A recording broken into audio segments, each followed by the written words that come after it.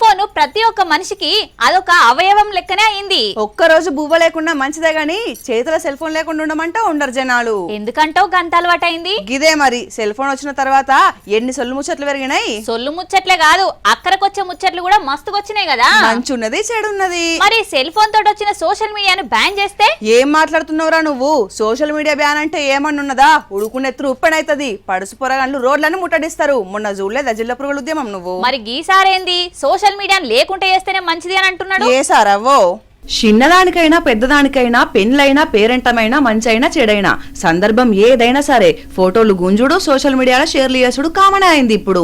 అయితే ఇదే social media ఏవట్టి కొందరు లీడర్ల పదవులు వేణయుల్లా పరులు కూడా వేణయి.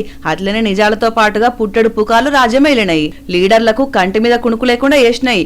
ఇసొంటి సోషల్ మీడియాను మన దేశంలోనే లేకుండా చేస్తే మంచిదని అంటున్నాడు ఎమ్మెల్యే దానమన్నా. సోషల్ మీడియాతోనే పెద్ద నెత్తినొప్పి అయిపోయేది, ఏది మాట్లాడినా కష్టం అయిపోయి, అందుకే సోషల్ మీడియాని బ్యాన్ చేస్తే బెస్ట్ ఏమో అనుకుంటున్నాను. అన్నకు సోషల్ మీడియా మీద ఎందుకు కోపమంట్రా? ఈ నడుమ దానమన్న చెయ్యి గుర్తుకు మొండి చెయ్యిచ్చి మళ్ళా కారు పార్టీలో ఏరదామని చూస్తున్నాడని పుకార్ మీడియా అదే సోషల్ మీడియా పుట్ల కొద్ది పుకార్లు ఒట్టిచ్చిర్రట. 100 కొద్ది ఆర్టికల్స్ రాసి ఇడిచిర్రట. అందుకే నాకే కాదు మోడీ సార్కు కూడా ఈ సోషల్ మీడియా నచ్చలేదు, దీన్ని పురాగా బంద్ పెడితే మంచిదని అనుకొచ్చిండు. కానీ అన్న సోషల్ మీడియా బంద్ పెడితే పొరగా లూకుంట్రానే మళ్ళొక్క ఉద్యమం లేపుతారు, లీడర్లకు నిద్ర పట్టనియ్యారు. కొందరికి నిజాలు చెప్పే మీడియా కంటే పుకార్లు పుట్టించే మీడియానే మస్తుగా నచ్చుతుంది.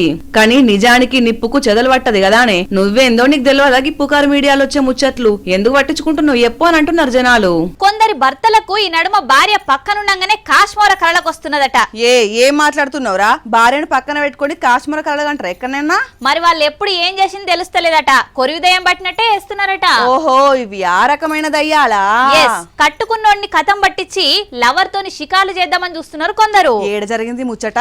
ఎక్కడనో బయట రాష్ట్రాల కాదు మన దగ్గరనే. ఎవలో ఆ ఉత్తమ భార్య నుంచి బలి కాకుండా తప్పించుకున్నది. పోదాం గా ముచ్చట్లకు. కట్టుకున్నోని కథం పట్టించి ఉంచుకున్నోతో ఊరేగుదామని చూసిన ముచ్చట ఇది. పెన్ల 2 పిల్లలు పుట్టినాక భార్య మీదల్లా ఏం పురుగు తిరిగిందో ఏమో కొరియర్ బాయ్ గా పనిచేయటంతో ప్రేమ వ్యవహారం నడిపిందట. ఎందుకో భర్త ఒక రోజు ఇంటికొస్తే కొరియర్ బాయ్ కథ తెలిసిందట. ఇక అప్పటి నుంచి ఉత్తమ ఇల్లాలు కట్టుకున్నోని కడదేర్చి కొరియర్ బాయ్ తోటి కలిసి ఉండేందుకు స్కెచ్ గీసిందట. అగా చూడుండ్రి ఇన్స్టాగ్రామ్ లో ఈమె చేసిన చాటింగ్, వాడిని యాక్సిడెంట్ చేస్తావా లేదా, ఎట్లనైనా చంపకుంటే నన్ను చంపుతాడని లవర్ పెట్టిన మెసేజ్లు. నేను ప్రైవేట్ హాస్పిటల్ పనిచేస్తున్నాను. నా భార్య ఇట్లా నన్ను చాటింగ్ ద్వారా ఇట్లా నన్ను చంపడానికి ప్రయత్నించింది. నా భార్య భవాని పురిమెట్ల సైదులని చంపడానికి నన్ను ప్రయత్నించింది. అదే నేను తెలుసుకొని నన్ను నా పిల్లల్ని కాపాడాల్సిందిగా ఎఫ్ఐఆర్ కూడా నమోదైంది. నమ్మినాడ వస్తే పుచ్చిబుర్రలైనాయి. నన్ను నా పిల్లల్ని కాపాడుర్రని పోలీసుల కాడికి పోయిండట. మరి ఏమైతున్నదో ఏమో గాని ఈనాడు మా గిసొంటి కేసులు బగ్గనే అవుతున్నాయి దేశంలా. 2 పిల్లలు మంచి భర్తుండంగా కొరియర్ బాయ్ని కలిసి కాపురంలో నిప్పులు పోసుకున్నది ఈమె. సోషల్ మీడియాలో అవుతున్న పరిచయాలు సంసారాలను కూల్చుడే కాదుల్లా అంతం చేసేదాకా పోతున్నాయి. కుటుంబాలు నాశనం అవుతున్నాయి. వినాశకాలే విపరీత బుద్ధి. బతకలేక బడి పంతులు అనేది వెనకట, ఇప్పుడు కష్టపడి పంతులు కొలువు కొడితే చాలు లైఫ్ సెట్ అంటున్నారు. అవును, ఎవ్వరు నోరు తెరిచిన టీచర్లకేంది పండుగలకు సెలవులు, పబ్బాలకు సెలవులు, దసరాకు సెలవులు, ఎండాకాలం సెలవులు, పని తక్కువ సెలవులు ఎక్కువ ఉన్నమాటగా రానేది. జర్ర కష్టపడి జాబ్ కొడితే వాళ్ళంతా బిందాస్ ఏ జాబ్లు ఉన్నాయి చెప్పు. వాళ్ళకు కూడా కష్టాలుంటాయి, ఇబ్బందులుంటాయి. ఏముంటాయి చదువు ఎప్పుడు తప్ప వాళ్ళకుండా ఇబ్బంది అసలు. అట్లనే అనుకుంటారు. చూడుగట్టు కొంతమంది టీచర్లను చూస్తే ఈ మాట అబద్ధమని నువ్వే నాలుకే కరుచుకుంటావు. అవునా? అంత కష్టం ఏమొచ్చిందబ్బా వాళ్ళకు? ఈ ట్రాక్టర్ల గుంపుని చూసి రోజు కూలీలు కావచ్చు కైకిలికి పోతున్నారు అనుకునేరు. కానే కాదు, వాళ్ళ బతుకు పాఠాలు నేర్పే బడి పంతుళ్ళు.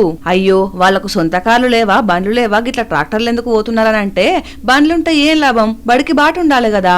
రాజన్న సిరిసిల్ల జిల్లా వీర్నపల్లి కస్తూర్బా బడి టీచర్లు తూకమరి వాగు దాటితేనే ఈ స్కూలు నడుచుకుంటూ దాటలేరని గ్రామ పంచాయతీ ట్రాక్టర్లు ఎక్కించుకొస్తున్నారు.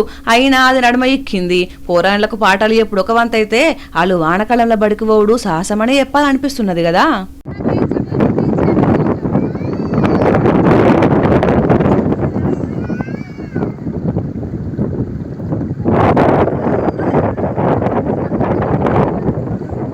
ఇంత చదివి పరీక్షలు రాసి కొలులు కొట్టిన కొంతమందికి గిట్లాంటి కష్టాలు తప్పుతలేవు. 7 ఏళ్ల కింద బ్రిడ్జి శాంక్షన్ అయినా నిలువుగా పారే ఉర్ర మీద బ్రిడ్జి కట్టుడు మాతోటి కాదని చేతులెత్తేసారు. వానకాలం వచ్చిందంటే ఈ ఉర్రెవర్రి టీచర్లకు తప్పదు. ఉన్నది 2 ఆప్షన్లు, కొలువు బంద్ పెట్టుడు లేకపోతే ప్రాణాలకు తెగించి ఉర్రెదాటుడు. ఇక ఎప్పుర్రి పంతుల్లో కొలువే నయమని. స్కామ్లంటే పెద్ద పెద్ద ప్రాజెక్టులు బిల్డింగ్లు కంపెనీలనే జరుగుతుందని అనుకుంటాం. మరి కుట్లు అల్లికలు కుటీర పరిశ్రమలలో చేస్తారా? పిచ్చిదానా, అంట్లు దొమ్మ పీస్ తోటి కోట్ల స్కామ్ చేసిరు తెలుసా నీకు? పిస పిల్లవా గా 5 రూపాయల పీస్ తోటి కోట్లు ఎట్లా కొల్లగొడతారు? మోసపోయేటోళ్ళు ఉండారే గాని ముంచేటోళ్లకు కొదవే లేదు. నా చెవుల పీస్ పెట్టకు నువ్వు. నీకు వార్త చూపెడతా తప్ప నమ్మేటట్లేవుగా పా. అంట్లు దోమి అవతల పడేసే పీసు ఇప్పుడు హాట్ టాపిక్ అయింది. కోట్ల స్కామ్ కు కారణమైంది. బాధితుల గుండెల్లా బాధను మిగిల్చింది. ఏకంగా 10 కోట్ల నుంచి 15 కోట్ల వరకు కొల్లగొట్టిండు. విజయవాడ మాషాల్లా ఎంటర్ప్రైజెస్ పేరు మీద కంపెనీ పెట్టి స్క్రబ్ తయారు చేసే మిషన్లు 30,000 కట్టించుకొని జనాలకు అమ్మిండ్రు. మీరు తయారు చేసిన పీసులు కూడా మేమే కొంటామని నమ్మవలికిండ్రు. నెలకు 24,000 మీకే ఆదాయం వస్తుందని నమ్మినోళ్ల షోవులల్లా పూలు పెట్టి పెట్టుబడి ₹1,00,000 కూడా వాళ్ళ దగ్గరనే తీసుకున్నాడు. మిషన్లకు 24,000, మెటీరియల్ కు ₹1,00,000 కట్టిర్రు. వందలాది మంది దందా మొదలు పెట్టినాక 2 నెలల్లో సీన్ మారింది. మన కంపెనీ పీసులు ఎవ్వరు కొంటలేరని బోర్డు తిప్పేసిర్రు. ఇంకేమున్నది, పోయా మోసమని బాధితులంతా ఏకమై పోలీస్ స్టేషన్ లో కేసు పెట్టిర్రు. కంపెనీ పెట్టిన రాజా, రమేష్, సంధ్య, హరిణి మీద చర్యలు తీసుకోవాలని డిమాండ్ చేస్తున్నారు. దగ్గర 500 మంది బాధితులున్నారట. అరచేతిల వైకుంఠం చూపెట్టి ఎంత మందిని ముంచిండ్రో. మీ ఇంటి పక్కకున్న చింటిగాడు లెస్ ఏడుస్తున్నాడు ఎందుకో? అదా నిన్న రాత్రిలా హోంవర్క్ చేపించింది అల్లమ్మ. రోజు ఏపియదా? రోజు చేపిస్తే ఎందుకు ఎడతాడు? అర్థం కాలే. అమాసకు పున్నాడికి పోరాన్ని ఎక్కలు చెప్పు లెక్కలు చేయనంటే ఆనకేమో ఊ అంట అత్తలేదు ఆ అంట అత్తలేదు. తప్పించుకునేందుకు ఏడుపు మొదలు పెట్టిండిగా. రోషిని, ఇంట్లో అమ్మ చెప్పకపోతే బల్లె చెప్తలేరారా? ఏం చెప్తున్నారో ఏమో, వాడు చదివేది 3వ క్లాసు, ఏబిసిడీలు వరుసగా రాత్తలేడు. ఏం చెప్తాను చెప్పిగా. అయ్యో, గీ ఎమ్మెల్యే సార్ కు గదే పరిస్థితి ఎదురైంది. ఎందుకు ఆలపిల్లాడు కూడా చదువుతలేడా? ఏ కాదు, సర్కార్ బల్లె పిల్లలు చదువుతలేరని బాధపడ్డాడు. చూడుగటు 2 ఏళ్ళు అవుతుంది. 4వ తరగతి మీద చదివిండు, 5వ తరగతి వచ్చిండు. 4వ తరగతిలో కూడా కనీసం వాడికి ఏం చదువు లేదని చెప్పి ఏం చెప్తున్నట్టు మీరు చెప్పండి. దేనికి మనం ఉద్యోగం, దేనికి మనం ఉద్యోగం, దేనికి మనం ఇచ్చింది?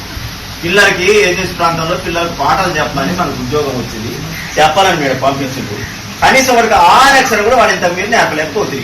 అట్లా మనం బడి పిల్లలకు చెప్పేది, అట్లా అదే మనం చేసేది. రాక రాక సర్కార్ బడికి ఎమ్మెల్యే ఆదినారాయణ గారు వస్తే పెద్ద షాకే తలిగింది పాపం. భద్రాద్రి జిల్లా పాకాలగూడెం ప్రభుత్వ పాఠశాలకు ఎంతో కాన్ఫిడెన్స్ గా పోయి 4వ తరగతి పిల్లగానికి పుస్తకం ఇచ్చి చదువురానంటే అహాలు కూడా గుర్తుపడతలేడట. అందుకే సారు మస్తు ఫీల్ అయిండు. పిల్లలకు మీరేం చదువు చెప్తున్నారు అని సార్ కు క్లాస్ వీక్తున్నాడు. దేనికి మనం, దానిక మనం ఉద్యోగం వచ్చింది, దానిక మన ప్రభుత్వం డబ్బులు ఇచ్చేది. దేనికి చెప్పండి, దేనికి మనం? కనీసం 6 అక్షరం 5వ తరగతి చదువుతారు. కనీసం 2 years మీరు నిన్న కాక మొన్న వచ్చారంటే సరిగ్గా అనుకుంటా. ఒకవేళ ఆయనకి మీకు రిలేషన్ లేదనుకుంటా, మీరు వచ్చి 2 సంవత్సరాలు అవుతారు.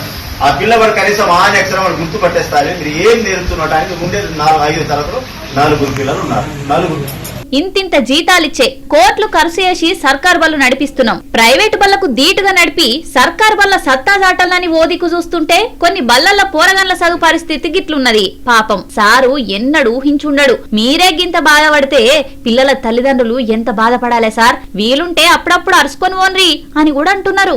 మనకు కష్టం వస్తే దేవుని గుడికి పోయి దేవుడా మా బాధలు తీర్చు అని కోరుకుంటాం. ఏ దిక్కు లేనప్పుడు దేవుడే కదా దిక్కు. మరి దొంగలు కూడా గట్లనే మొక్కుకోవాలి కదా, దేవుడా నాకు పైసలు ప్రసాదించు, పని కల్పించు అని. అంత ఓపిక ఆలకెక్కడిది? కండ్ల ముంగట హుండి కనిపించే వరకు దేవుడా మా బాధలు తీర్చినాం అనుకుని హుండలు ఎత్తుకొని పోతున్నారు. అరే బాలరాజు, ఏమిరా మీ వల్ల దేశానికి ఉపయోగం? బ్యాంకులు, బంగారు దుకాణాలు, ఇండ్లు, గుళ్ళు, ఆళ్ళు పాదం మోపని సోటే లేదు. ఈడనే చేస్తారు, ఆడనే చేస్తారు అనే అపోహాలు పటాపంచలు వేసి ఎక్కడ చేస్తారో వాళ్ళకే తెలవకుంటే చేస్తున్నారు. సంగారెడ్డి జిల్లా సదాశివపేట శ్రీ భవానీమాత గుళ్ళెకు పోయి చూడుండ్రి హుండి ఎట్లా మోసుకుపోతున్నాడో.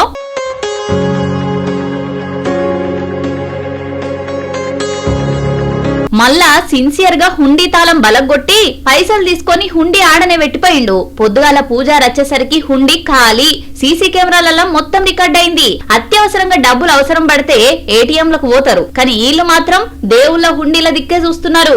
అమ్మా భవానీ మాత, వీళ్ళను నువ్వే మార్చాలి తల్లి. ఎక్కువ సప్పుడు చేసిన వాళ్ళను పోలీసు వాళ్ళు ఏం చేస్తున్నారో తెలుసా? అమ్మో, అయితే నువ్వు పైలంగుండాలే సిరి.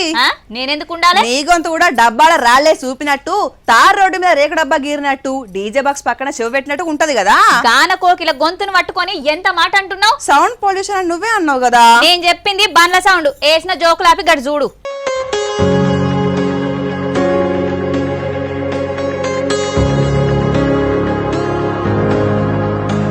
సాడిస్టుల అని ఎవరినంటారో తెలుసా? కావాలనే పక్క పొంటి బండి మీద వచ్చి రయ్యున రేస్ చేసి భయపెడతారు చూసిండ్రా అగో గాళ్ళు. అట్లాంటి సాడిస్ట్లకే సాడిజం చూపెట్టాలంటే ఇదే కరెక్ట్ శిక్ష.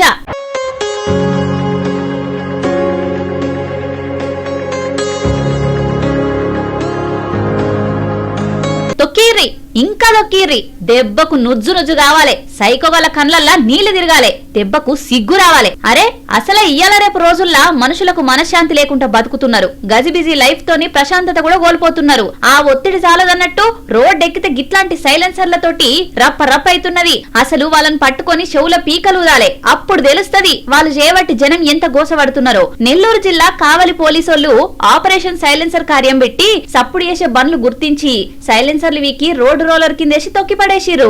బాగానే ఓ 50 బైకులు పట్టుకున్నారు. అయినా కూడా గిట్లనే వేస్తాం మేం మారం అని మళ్ళా సప్పుడు చేసుకుంటే గిట్ల రోడ్ల మీదకి ఎక్కి జనాలను విసిగిస్తే మాత్రం క్రిమినల్ కేసులు కూడా పెడతాము అని అంటున్నారు. అయినా ఇదేం సోకో ఏం పాడో, బండికున్న సైలెన్సర్లను వీకి కొత్తగా ఫిట్ చేపించుకొని మంది నేర్పించుడు.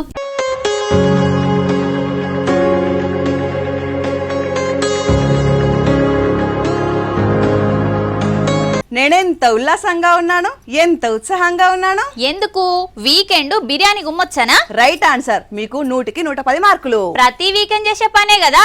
మరేదో శ్రావణ మాసం అంతా కఠిన ఉపవాసం చేసి ఇయాలనే బిర్యానీ తింటున్నట్టు ఆ ఆనందం ఎందుకు? వారం అంతా ఇంటి ఫుడ్ తిని తిని నాలుక సప్పగైందిరా. అట్లా హోటల్ కు పోయి బిర్యానీ లెగ్ పీస్ గంకితే వచ్చే ఆ మజానే వేరు. నోట్లో లాలా జలం ఊరుతుంటే అట్లుంటది బయట తిండంటే. మన వీక్నెస్ అలా పెట్టుబడి. అందుకే వాళ్ళు ఆడిందే ఆట పాడిందే పాట అవుతుంది. మనం తినకపోతే వాళ్ళకు బతుకు తెరవే లేదు. You know that. అంత లేదమ్మా, మా హోటల్ తిండి లేకపోతే వారం కూడా మీకెళ్ళది అని వాళ్ళు కూడా అంటున్నారు. అంతవరకు వచ్చిందా? చాలా దూరం వచ్చింది. ఎట్లా పెట్టినా తింటామన్న కాన్ఫిడెన్స్ తోటి వాళ్ళ డిమాండ్ చూస్తావా? చూపిస్తావా?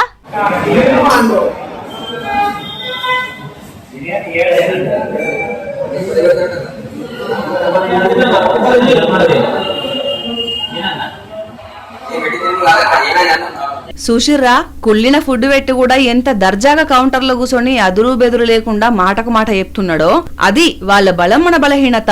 మీకు అంత ఆరోగ్యం మీద శ్రద్ధ ఉంటే రాకుర్రి, వస్తే అగడబడ్డట్టు ఏది పడితే అది తినుర్రి, అంతేగాని ప్రశ్నించే అంత సీన్ లేదన్నట్టుగా ఆ చూపులో అర్థం కనిపిస్తలేదు. పెద్దపల్లి జిల్లా కేంద్రంలో మయూరి రెస్టారెంట్ ఇది.